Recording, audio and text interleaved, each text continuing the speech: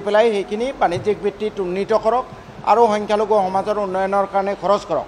মুখ্যমন্ত্ৰী মহোদয়ে যদি এই 5টা কাম কৰে অসমত কোনো দলেই নাথাকিব।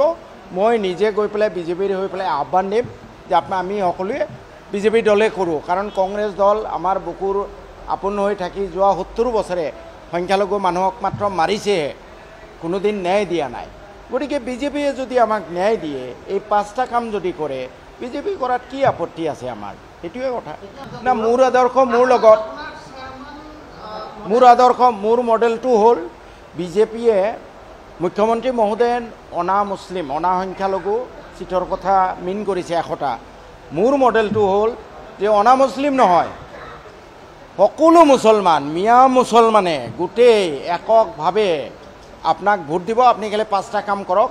নেলি, চাউলখোৱা, বাছবাৰী, নৰসিংবাৰী আদি মানুহক ন্যায় দিয়ক, শিখ হত্যাকাণ্ডৰ লেখীয়াকৈ চৰমাটিৰ পট্টা দিয়ক, ব্ৰহ্মপুত্ৰ নদী গৰাখহনীয়া নিয়ন্ত্ৰণ কৰক, গৰাখহনীয়াত উদ্ধস্ত মানুহক সংস্থাপন দিয়ক, 5টা ৱাকফ সম্পত্তি উদ্ধাৰ কৰি সেইবোৰক বাণিজ্যিক ভিত্তিত উন্নীত কৰক। This is my model.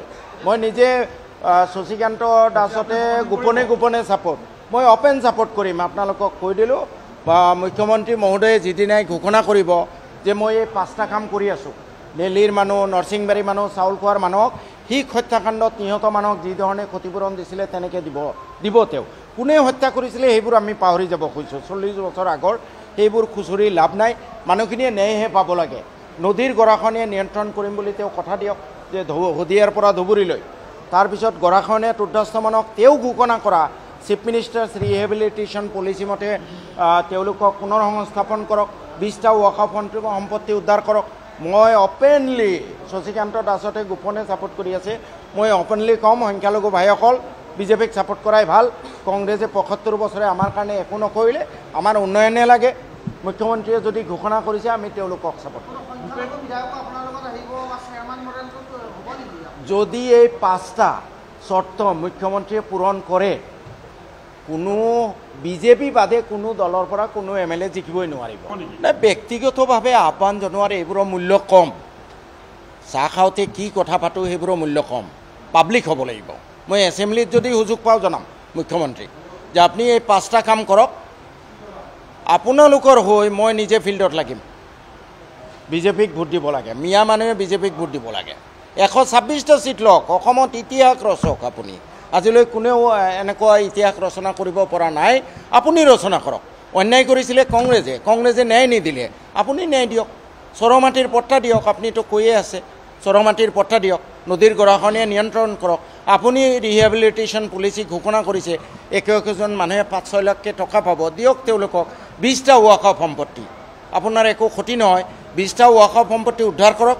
Waqf কাউন্সিলৰ পৰা লোন লৈ মাল্টি ষ্টৰিড বিল্ডিং বনাওক। 10ৰ পৰা 15,000 কোটি টকা আয় হ'ব। তাৰ পৰা শিক্ষা আৰু স্বাস্থ্যৰ ক্ষেত্ৰত আপুনি খৰচ কৰক। তাত অকল মুছলিম মানুহ নপৰে, অনা মুছলিম মানুহো পঢ়িব পাৰিব। এই 5টা কাম মুখ্যমন্ত্ৰীয়ে কৰক। কোনো এইটো শ্বেৰমান মডেল। য়েছ, চাওক, কোনোবাই সমৰ্থন কৰে নকৰে বেলেগ কথা। মুখ্যমন্ত্ৰীয়ে কালি এই 5টা কাম কৰিম বুলি ঘোষণা কৰক। কোনো সংখ্যালঘু মানুহ বিজেপিৰ নাম নোলোৱাকৈ ফিল্ডত যাব নোৱাৰিব, মিয়াই কোবাব ধৰি।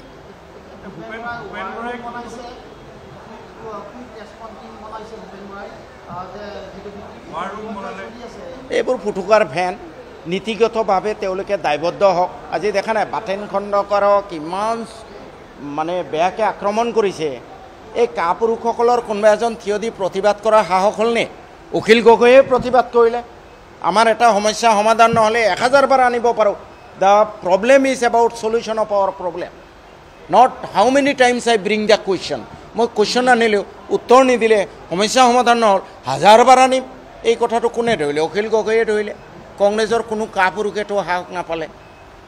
গতিকে এইবোৰ ৱাৰম বনাই কি লাভ আছে? আপুনি মানসিকভাৱে শক্তিশালী কৰক আপোনাৰ মানুহখিনি। আপোনাৰ মানুহ চব গৈছেই, চব মানুহ গৈছেই আজি বিজেপিৰ তাত। ৱাৰম বনাই কি লাভ হ'ব? হা, এইটো চাওক, এতিয়া কংগ্ৰেছ অৰিজিনেলি বেছ নীতি আদৰ্শ থকা দল আছিলে। ভাৰতৰ স্বাধীনতাৰ কাৰণে বহুত ত্যাগ কৰিছিলে, কিন্তু যোৱা প্ৰায় 60টা বছৰ তেওঁলোকে শাসন কৰাৰ ফলত এই যে টকাৰ লোভটো, টকাৰ টেষ্টটো পাই গ'ল, গাদীৰ টেষ্টটো পাই গ'ল, লালবাতিৰ টেষ্টটো পাই গ'ল, যাৰ ফলত এই কংগ্ৰেছীবোৰৰ সেই নীতিও নাই, সেই আদৰ্শও নাই, ইহঁতৰ টেষ্টবোৰ বেয়া হৈ গৈছে এতিয়া। কৰাপশ্যন, তেওঁলোকৰ চকু একমাত্ৰ গাদী আৰু টকা, য'ত আছে গাদী, য'ত আছে টকা, তাতেই আছে কংগ্ৰেছী, সেইকাৰণে চব গৈ আছে।